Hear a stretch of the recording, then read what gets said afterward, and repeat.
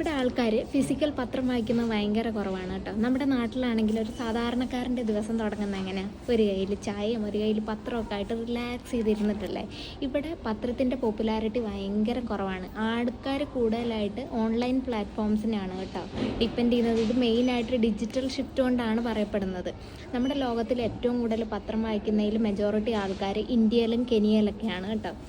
അപ്പം ഇവിടുത്തെ പ്രധാനപ്പെട്ട പത്രങ്ങളിൽ ഒന്നാണ് ദ ഗ്ലോബ് ആൻഡ് മെയിൽ, വേറൊന്നാണ് നാഷണൽ പോസ്റ്റ്. ഇതുകൂടാതെ കുറേ പത്രങ്ങളുണ്ട്, ടൊറൻറ്റോ സ്റ്റാർ, ടൊറൻറ്റോ സണ്ണ്, അങ്ങനെയൊക്കെ. നാട്ടിലെ വെച്ച് നോക്കുമ്പോൾ ഇവിടുത്തെ പത്രത്തിൻ്റെ രീതികൾ തന്നെ ഭയങ്കര വ്യത്യസ്തമാണ് കേട്ടോ. നീളം കൂടുതലും വീതി കുറവുമാണ്. നമ്മുടെ നാട്ടിൽ ഇതിൽ കൂടുതൽ വലിപ്പം കൂടുതലുണ്ടല്ലോ പത്രത്തിനൊക്കെ. അപ്പോൾ ഇതാണ് ഇവിടുത്തെ പത്രത്തിൻ്റെ ഒരവസ്ഥ, വളരെ ചെറുതാണ് കേട്ടോ. പിന്നെ നമ്മുടെ നാട്ടിൽ പത്രത്തിൻ്റെ കൂടെ വരുന്ന സപ്ലിമെൻറ്റ്സ് പോലെ ഇവിടെ ഉണ്ട്, സ്പോർട്സിന് വേറെ, ബിസിനസ്സിന് വേറെ, അങ്ങനെ പല പല സെക്ഷനായിട്ടാണ് പത്രം വരുന്നത്. അപ്പം ഇതൊക്കെയാണ് ഇവിടുത്തെ പത്രത്തിൻ്റെ വിശേഷങ്ങൾ.